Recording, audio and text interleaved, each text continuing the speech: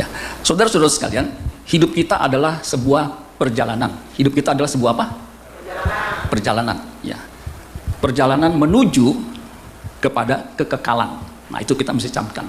Jadi hidup kita ini sebuah perjalanan menuju kepada kekekalan, yaitu kerajaan surga atau kerajaan Allah. Ya, kalau bangsa Israel keluar dari Mesir menuju ke Kanaan. Kalau kita menuju ke Kanaan baru, ya. Kalau Israel menempuh perjalanan, kita menempuh hidup baru, menempuh perubahan, ya. Jadi hidup kita yang sesungguhnya adalah sebuah perjalanan menuju perubahan dari manusia yang berkodrat dosa menjadi manusia berkodrat ilahi atau menjadi manusia baru, ya. Menjadi manusia baru seperti Kristus, ya. Nah, jadi perubahan menjadi manusia baru itu harus menjadi satu-satunya tujuan hidup kita. Nah, yang amin Pak Vitalis nih, yang udah siap ya. Jadi, saya ulangi, perubahan menjadi manusia baru harus menjadi satu-satunya tujuan hidup kita. Nah, mulai kenceng, saudara. Karena inti khotbah saya di situ dan inti Injil tuh di situ. Makanya jadikan semua bangsa murid. Murid itu diubah karakternya, diubah kodratnya dari kodrat yang berdosa menjadi kodrat ilahi. Nah, itu yang kita harus usahakan. Dan usaha itu harus ada di dalam Tuhan. Sebab kalau di luar Tuhan kita tidak dapat berbuat apa-apa. Nah, untuk itu kita akan mendengarkan firman Tuhan dengan judul menjadi ciptaan baru. Apa judulnya? Menjadi ciptaan baru. Ya, nanti mungkin LCD bisa dibantu ya. Atau bahasa Inggrisnya becoming a new creation. Coba katakan becoming a new creation. Nah, kalau bahasa Inggris ditarik sedikit ya. Becoming a new creation gitu saudara ya. Menjadi manusia baru. Saya tanya saudara, menurut saudara gampang nggak ya, menciptakan manusia baru? Mudah nggak saudara? Kalau menciptakan, ya, ketika Allah menciptakan alam semesta ini, langit dan bumi, dia cukup hanya berkata, jadilah terang, maka terang itu jadi. Jadilah tumbuh-tumbuhan jadi. Ya. Itu begitu. Ya, kalau bahasanya kun fayakun. Artinya kalau dia bersabda, dia berkata jadi maka jadi. Tapi untuk menciptakan manusia baru, ya, tidak semudah menciptakan Adam ketika pertama kali diciptakan. Jadi tidak mudah saudara sekalian. Itu butuh kerjasama kita.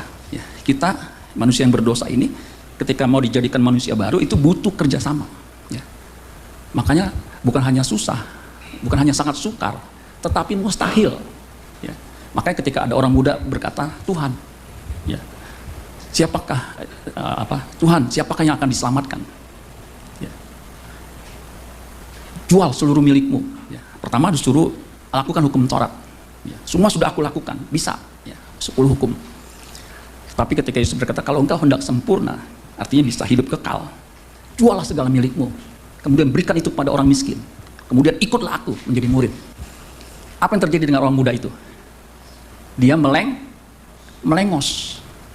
Sebab banyak hartanya. Makanya Yesus berkata, lebih mudah seekor onta daripada orang kaya masuk kerajaan surga. Susah. Kalau gitu siapa yang diselamatkan? Ya, nggak ada yang mustahil bagi Tuhan. Ya. Juga nggak ada yang mustahil bagi orang percaya. Kalau kita mau sungguh-sungguh diselamatkan. Yang setuju katakan amin. Ya. 2 Korintus 5 ayat 17. Satu ayat ini kita akan pelajari bagaimana bisa menjadi manusia baru. Ya. Jadi, ini kesimpulan. Jadi, siapa yang ada di dalam Kristus, ia adalah ciptaan baru. Yang lama sudah berlalu, sesungguhnya yang baru sudah datang. Kenapa sudah datang? Karena Yesus sudah mati di kayu salib. Itu yang menyebabkan untuk menjadi manusia baru, itu dimungkinkan. Bahasa Inggris mengatakan begini, ya. This means that anyone, yes, who belongs to Christ, yang menjadi milik Kristus, has become a new person. Katakan new person. Nah, the old life is gone. Hidup lamanya sudah gone, pergi, hilang. A new life has begun. Coba katakan a new life has begun. Jadi waktu kita percaya Yesus, dibaptis, nah itu awal kita menempuh hidup baru.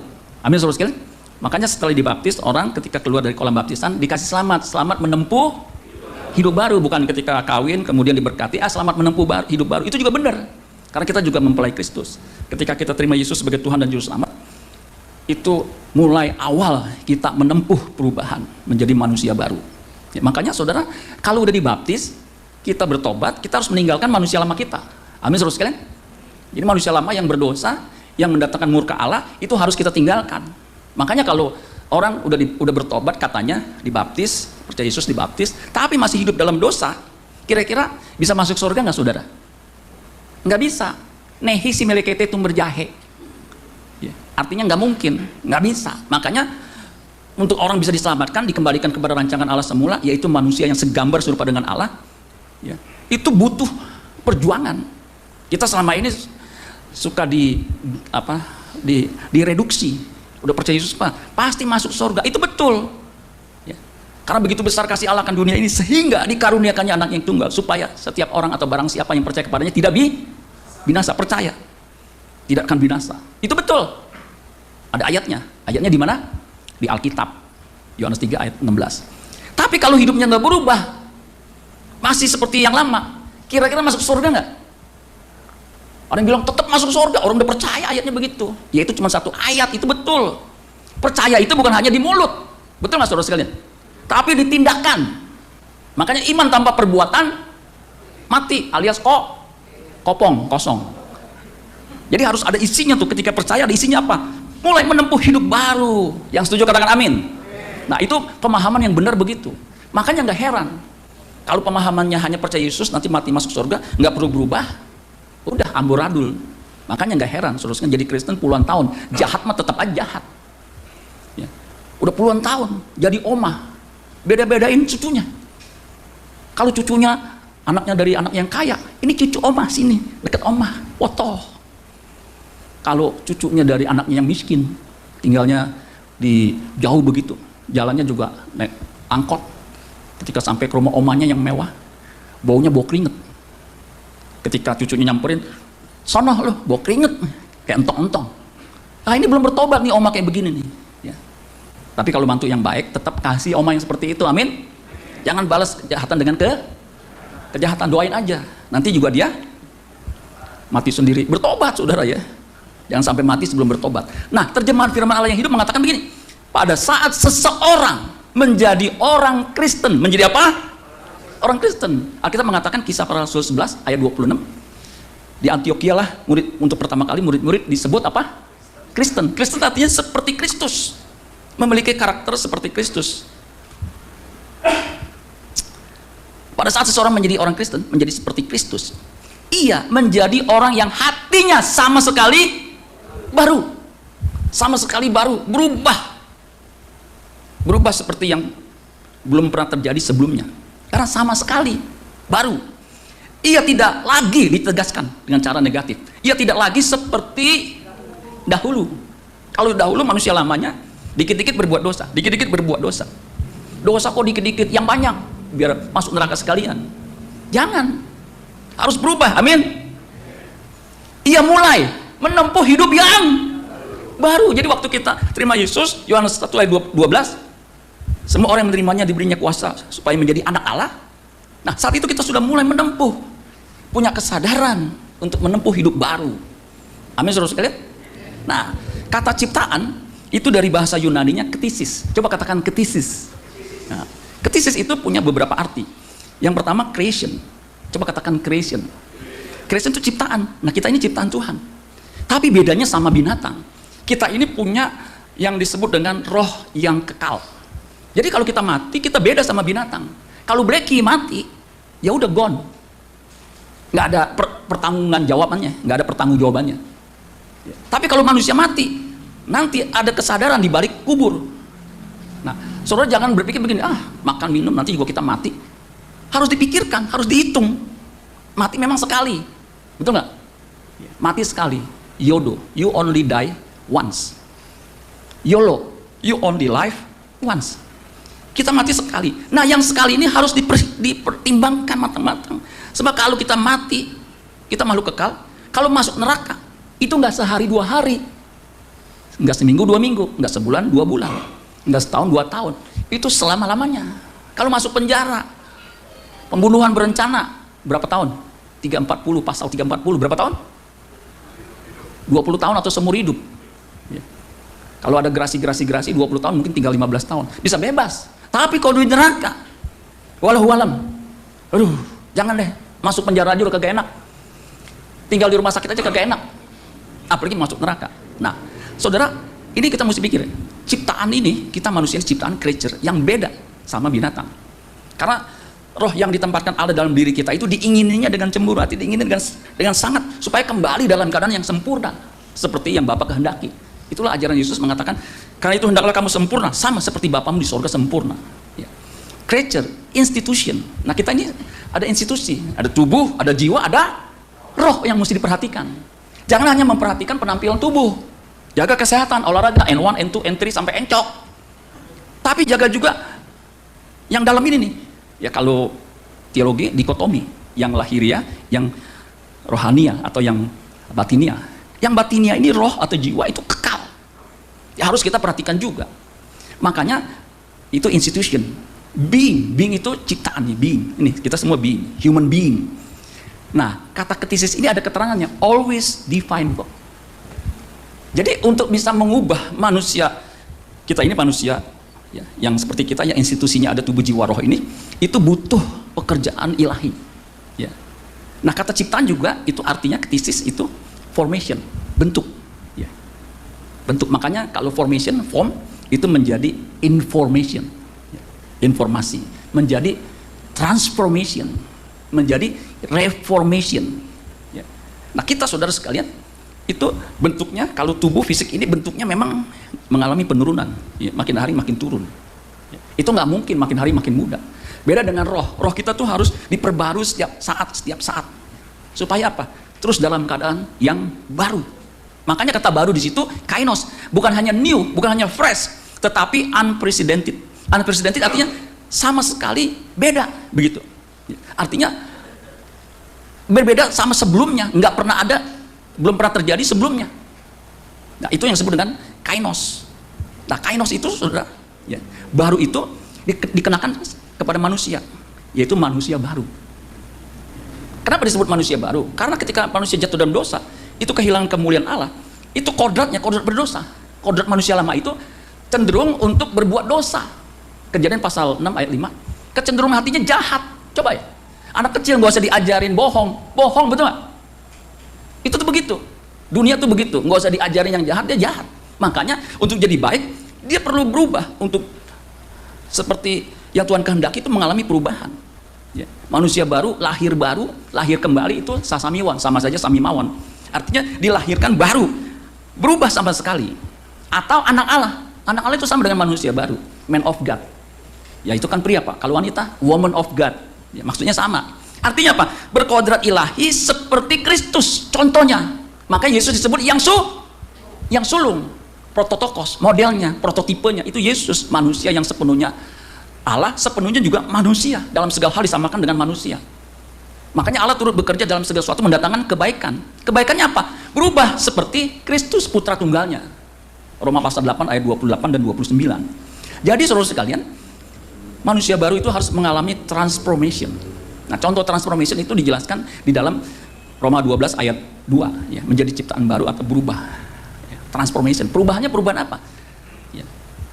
Metamorfosis. Itu transformation, itu dari kata Yunaninya sebenarnya metamorfosis. Meta itu berubah, form itu bentuk, metamorfosis. Sis itu proses perubahan.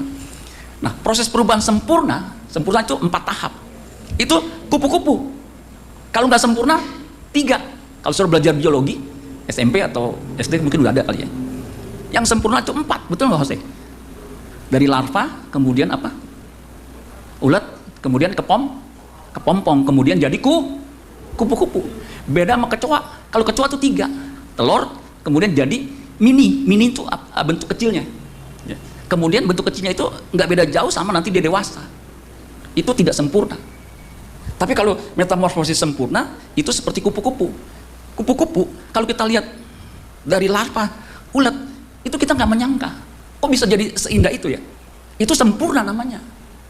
Suatu ketika, ulat lagi jalan menuju ke dahan yang lebih tinggi, lihat belalang lihat gini, lu mau kemana, Let? Mau ke atas. Ya, jalan ngesot begitu. Kayak gue dong nih belalang, bisa lompat, tuk, gue tuh ini. Lu mau ke situ, dia loncat naik. Uletnya diam aja ya. Ya, lu kapan nyampenya lu? Tinggalin sama belalang. Kemudian dia jadi kepompong. Ya. Nah, kepompong berapa lama kemudian tiba-tiba keluar jadi apa? Kupu-kupu. Ketemu lagi sama si belalang yang sama. Kupu-kupu, kok kamu bisa terbang tinggi ya? Wah, bentuk kamu kok bagus sekali, nggak seperti aku, kakinya panjang begini ya. Kamu kok bisa terbang ya? Loh, kamu nggak kenalin saya? Ya enggak lah, kamu siapa? Saya belum pernah ketemu sebelumnya sama kamu. Lah, kita kan belum lama ketemu. Kapan itu? Yang waktu saya mau ke dahan yang tinggi. Ah, itu masih ulet. Aku ini si ulet, sekarang jadi kupu-kupu yang indah. Amin, saudara sekalian. Nah, sama, kita juga begitu. Perubahan sempurna itu dulu jahatnya minta ampun. Sekarang berubah, sampai kita nggak kenalin. Lu bukannya dulu yang jahatnya minta ampun. Sekarang saya sudah berubah. Kenapa? Karena Tuhan yang menjamah sehingga saya berubah. Amin, saudara sekalian.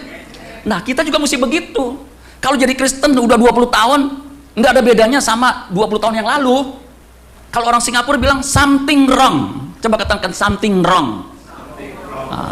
Something wrong, saudara. Salah tuh, ada sesuatu yang salah. Either ajarannya salah, either dia kagak ngerti, either dia memang nggak mau berubah. Kalau orang nggak mau berubah, dia akan punah. Makanya saudara sekalian, kekristen yang sekarang yang mesti diajarkan, ada kekristen yang mendorong kita untuk berubah.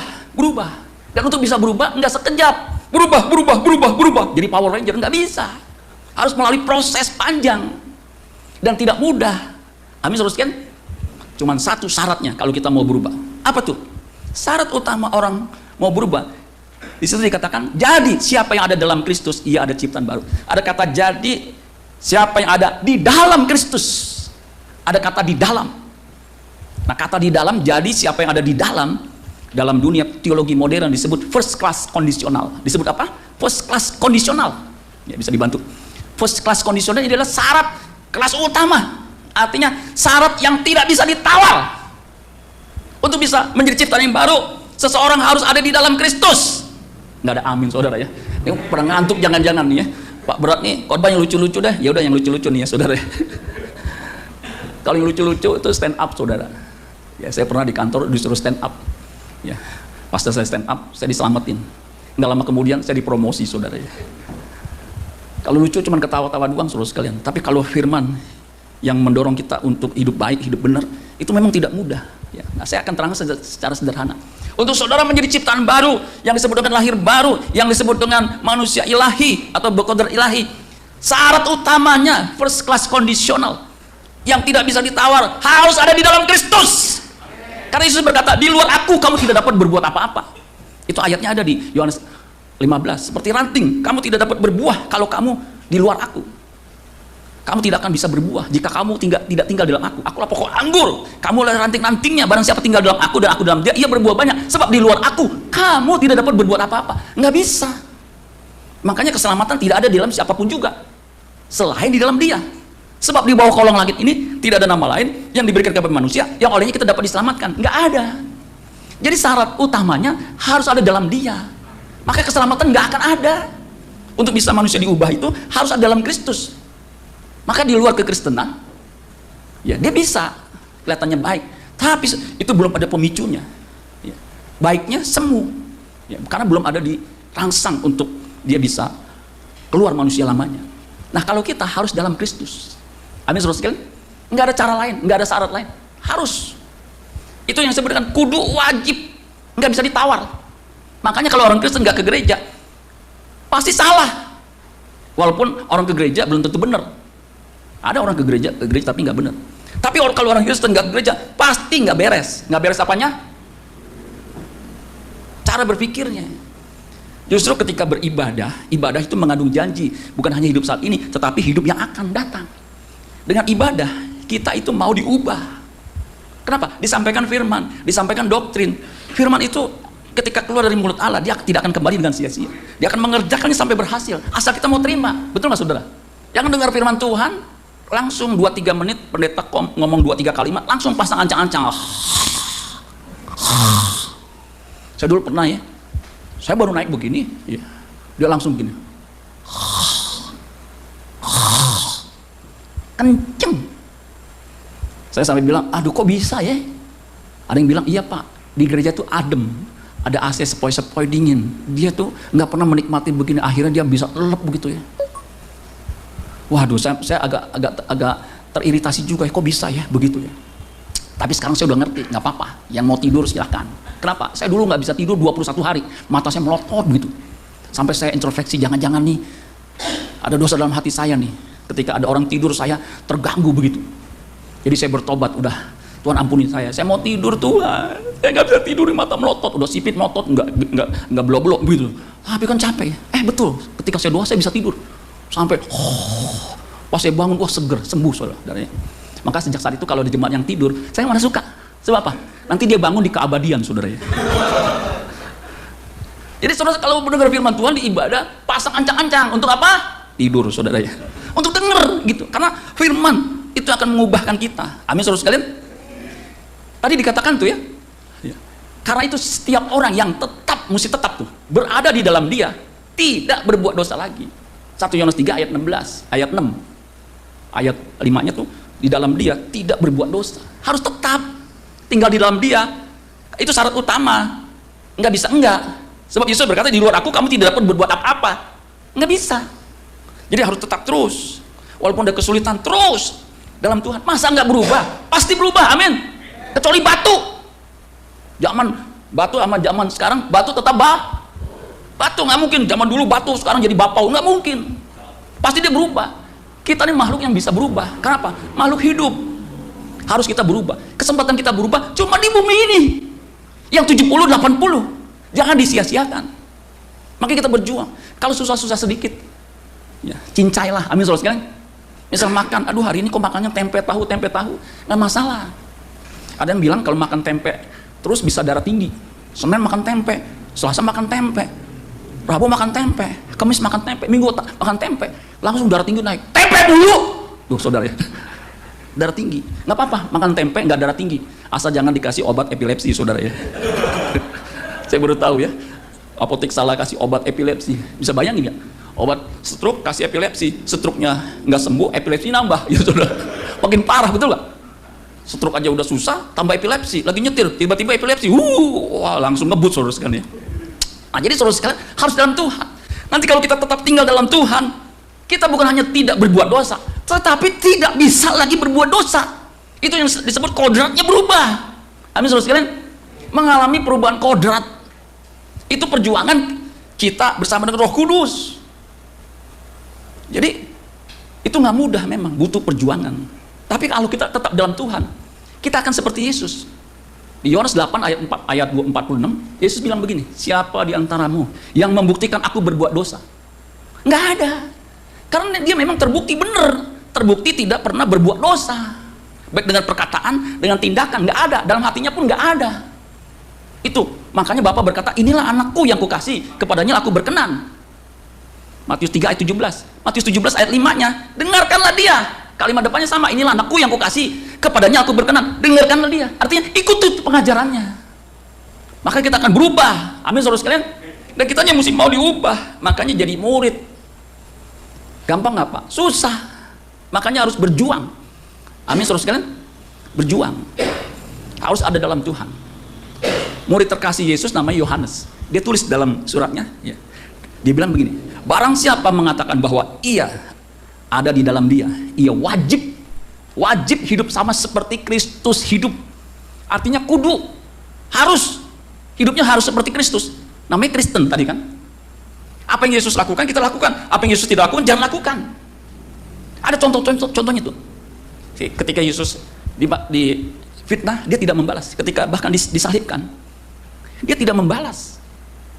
Apakah pernah Alkitab mencatat ketika Yesus disalibkan, dari 7 perkataan itu, perkataan ke-8, dia berkata kepada orang-orang yang menyalibkan dia, lu setan semua lu, udah tolong lu, kurang ajar lu, biar mampu semua lu. Ada? Nggak ada. Yang ada, ya Bapak, ampunilah mereka, sebab mereka tidak tahu apa yang mereka perbuat, sesuai ajarannya. Kasihilah musuhmu, ampunilah, berilah tumpangan. Itu ajarannya tuh. Susah dong Pak, ya susah. Ya. Kita kan bawanya balas, betul nggak? Kalau lu baik sama gua bisa baik. Tapi kalau lu jahat sama gua bisa lebih kejam, lebih jahat dari lu. Itu kan ajaran setan, betul nggak? Yahudi aja, ajaran Taurat aja, gigi ganti gigi, betul nggak? Mata ganti mata, setimpal. Lo ini kalau lu jahat, gua bisa lebih jahat. Lo itu kan lebih jahat. Ya kita nggak boleh. Kalahkan kejahatan dengan kebaikan. Seperti kalau musuhmu lapar, beri makan. Kalau musuhmu haus, kasih minum. Kalau dia haus, sehingga dia saya minum, saudara.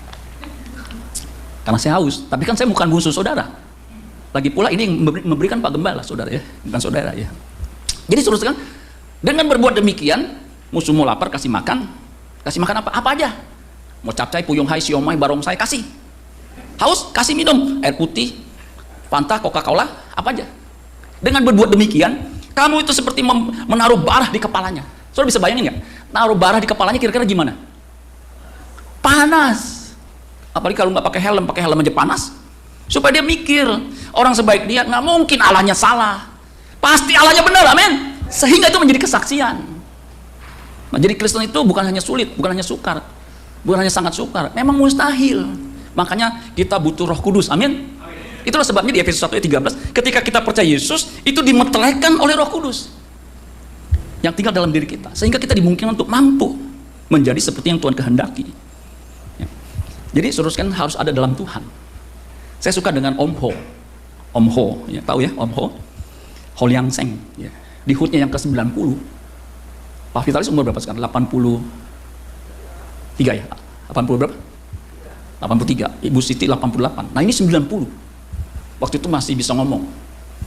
Itu dicatat kalau nggak salah di autobiografinya. Dan saya kutip tuh ya. Bagus dia bilang. Asal kau lihat saja kalian semua. Ini di hadapan pendeta-pendeta ini. Semua di dalam Tuhan. Itu udah cukup buat saya. Tuh syaratnya ya. Yang membuat dia bahagia tuh. Asal kalian semua nih. Ada di dalam Tuhan. Itu cukup buat saya. Saya akan mati dengan tenang. Asal ada di dalam Tuhan. Ya. Puji Tuhan, saudara. Itu benar, doanya benar, harapannya benar. Punya anak asal di dalam Tuhan. Dia susah-susah dikit nggak masalah. Dia bodoh-bodoh dikit nggak masalah. Nanti dia belajar pinter, betul nggak saudara? Asal dalam Tuhan. Kalau di luar Tuhan, aduh, nggak bisa apa-apa. Ya, saya puji Tuhan ya. Ketika kecil tuh terus di dalam Tuhan. Ada masanya saya bisa diberkati dengan luar biasa. Ada masanya kita kurang begitu. Nggak ada masalah. Ada masanya saya menghadapi pencobaan. Ketika istri saya jatuh tuh kan, waduh saya pikir cuma keseo jatuh begitu. Nggak taunya patah. Saya pikir cuma retak, patah. Mau nggak mau kamu mesti dioperasi. Betul nggak saudara? Operasi itu kan nggak murah, mahal. Tapi Tuhan bisa cukupi. Ya. Asal dalam Tuhan, amin. Ketika saya pensiun, ya, anak saya kan masih kuliah. Kuliah kan mahal biayanya, betul nggak? Ya, apalagi kalau kuliahnya di UPH. Untuk istri saya nggak di UPH. UPH tahu nggak singkatnya apa? Uang papa habis, karena memang mahal. Saya di Untar ya memang lebih murah dikit, saudara. Tapi kan mesti bayar, betul nggak? Ya. Tapi puji Tuhan, saya nggak keluar sepeser pun. Loh, gimana caranya Pak? Ini nih tanya aja, dia nggak keluar sepeser pun. Kenapa? Harga saham BCA naik. Ah, dia waktu pensiun kan dapat tuh. Waktu jatuh tempo pembayaran, dia uangin aja gitu. Tinggal transfer.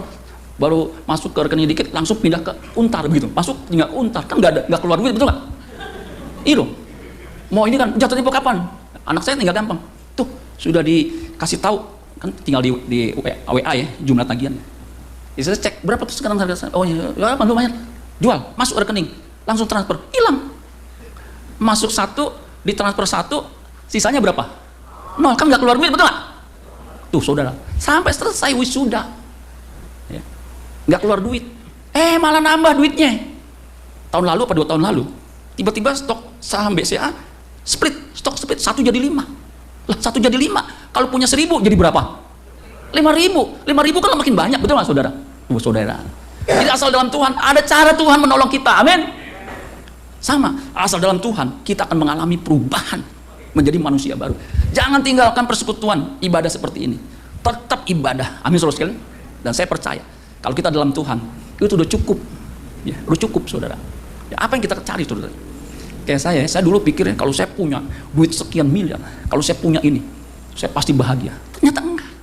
Kalau udah umur mau 60, makannya nggak banyak, betul nggak? Yang banyak apanya? Pantangannya. Makanya ya udah nggak bisa banyak. Dulu bisa banyak saya. Jadi dulu waktu saya kecil, walaupun saya kurus, makan bisa banyak. Saya juga bingung tuh, taruh di mana tuh ya? Jangan-jangan ada tempolongnya di sini saudara. Sekarang nggak banyak. Yang banyak ya udah. Makan ini nggak boleh, makan ini nggak boleh. Iya nggak boleh. Makan yang 4G, yang gula nggak boleh, nanti diabetes. Yang gurih nggak boleh, nanti lemot. Kemudian yang gorengan nggak boleh, kolesterol. Kemudian yang apa? Garam nggak boleh, darah tinggi. Jadi makannya apa? Ya rebus-rebusan aja sama air putih saudara ya. Tapi kalau kita nanti dalam Tuhan, kita meninggal, kita akan dijumpai, ini anakku yang kukasih, kepadanya aku berkenan. Karena kamu sudah berubah menjadi manusia baru seperti yang aku kehendaki. Amin buat firman Tuhan. Tepuk tangan buat Tuhan Yesus.